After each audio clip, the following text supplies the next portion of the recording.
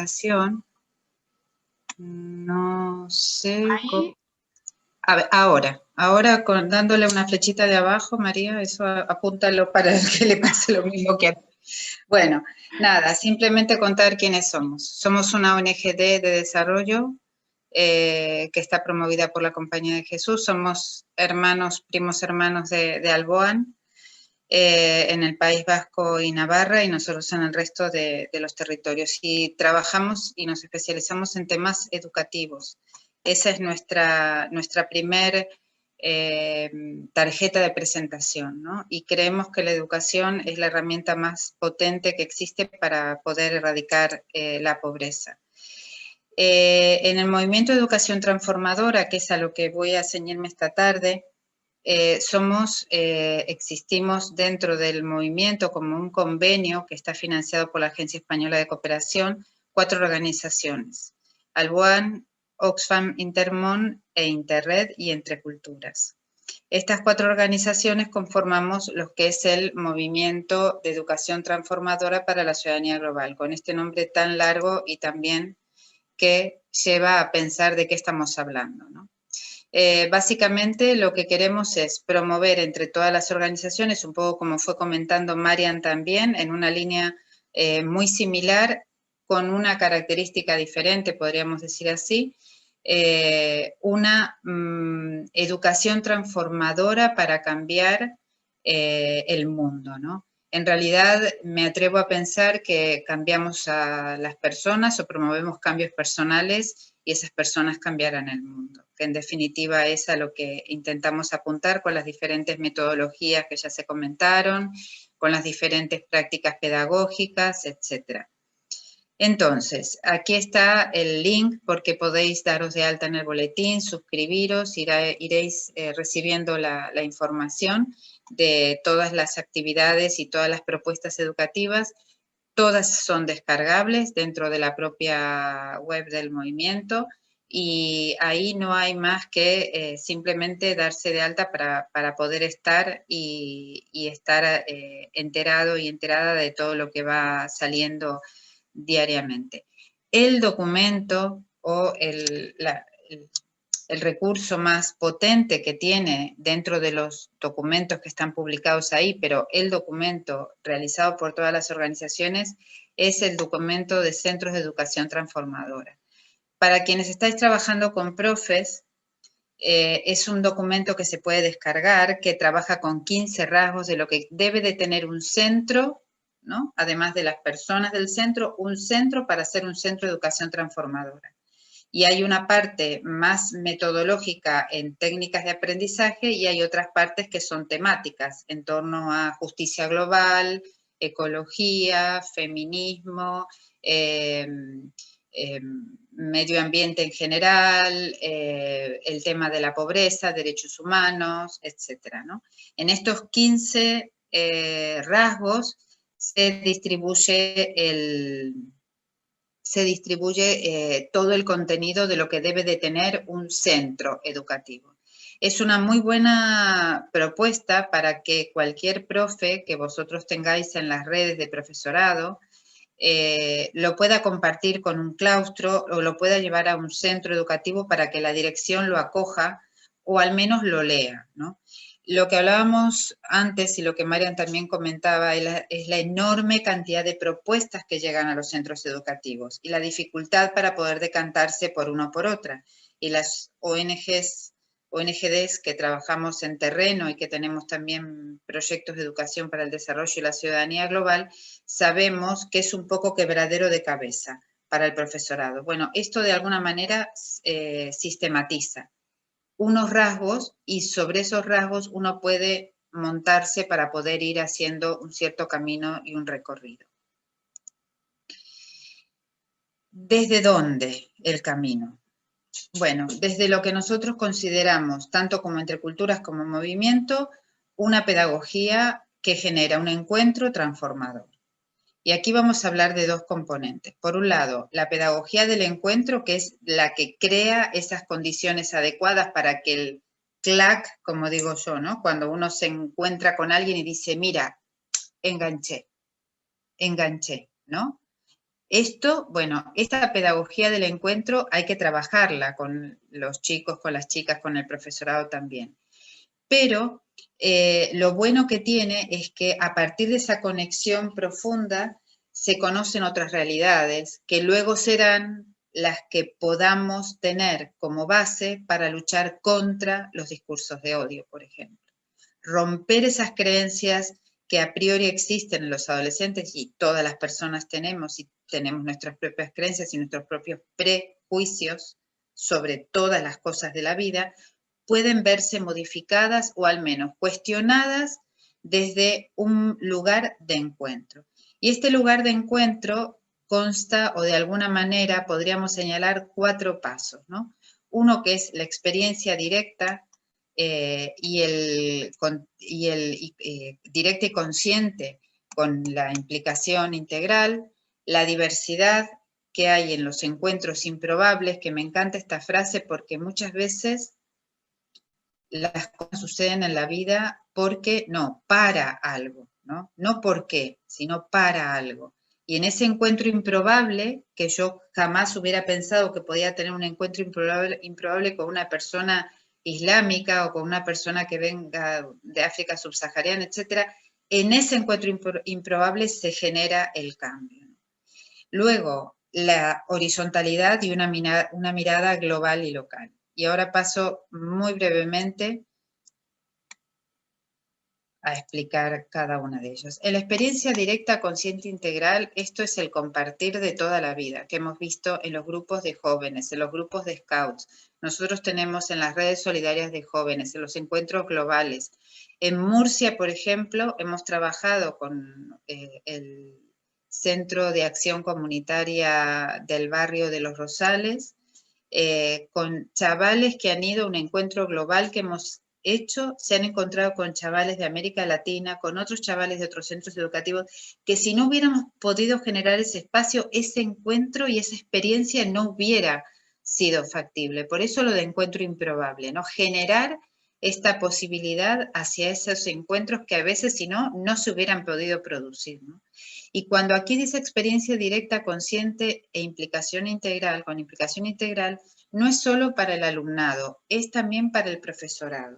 Tenemos una investigación que se dio a luz ahora, es muy bebé, tendrá 2 meses como mucho, y que estamos analizando profundamente para poder sacar conclusiones y para poder hacer documentos divulgativos fáciles, de fácil llegada al público general, donde dice que los profesores y las profesoras que más implicaciones han mostrado en los temas de ciudadanía global son personas que han hecho o voluntariado en Cuarto Mundo o ha viajado a América Latina y ha hecho una experiencia vital que le ha transformado la vida.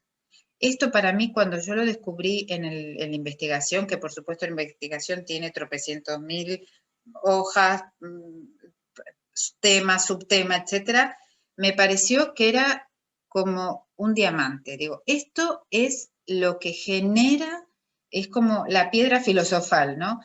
Si algo no te pasa por el alma, por el cuerpo, por las manos, por el corazón, por la mente, no genera cambio. Hasta que no seamos conscientes de eso, muchas veces vamos a proponernos cosas desde la buena voluntad, pero no vamos a poder lograrlo, ¿no? Entonces, esta experiencia directa, consciente, con implicación integral para los chavales y para los profesores también, y profesoras también, o monitores de tiempo libre o ciudadanía global, ¿no? Que es del barrio, personas que viven en el mismo barrio. Provocar también, como decíamos, la diversidad y los encuentros estos improbables, ¿no? La propia diversidad ya de por sí es un reto, y generar un encuentro con diversidad mezclada de razas, de lenguas, de culturas, etcétera, eso es una maravilla. Y la realidad es que se aprovechan esos espacios de jóvenes de una manera increíble, ¿no? Porque la propia diversidad genera más preguntas que respuestas. Y por otro lado, se ha comprobado, y en los últimos informes, en el último PISA salió, que los jóvenes tienen muchísima actitud proactiva de encontrarse lo diferente cuando se lo educa y se lo forma en la aceptación de la persona diferente. Y esto también, ¿no? Es como un descubrimiento muy, muy interesante y muy potente. La horizontalidad, porque sin horizontalidad y sin tender puentes sobre las relaciones para que sean igualitarias, no hay manera de poder tener esta cultura y generar esta cultura del encuentro. Y educar la mirada, ¿no? La mirada local y la mirada global. Muchas veces podemos perder el norte, podemos luchar por el deshielo del Ártico, que está muy bien, pero nos olvidamos de lo que debemos hacer de manera local. Y por otro lado, podemos invertir mucho tiempo en reciclar, pero no somos capaces de entender que cuando nosotros reciclamos esa basura va a otros países y el efecto que eso produce. Entonces, se llama también en nuestra jerga, ¿no? de nuestro sector, la glocalidad, ¿no? La mirada local y global al mismo tiempo. Pero educar la mirada es como lo más importante para poder mezclar y no quedarnos en un punto o en el otro, sino que incluirlos a ambos. Aquí hay que apelar a la imaginación, ¿no? A la imaginación para poder pensar de otra manera, para poder ser creativos, para poder interiorizar escenarios nuevos, pensarnos de otra forma.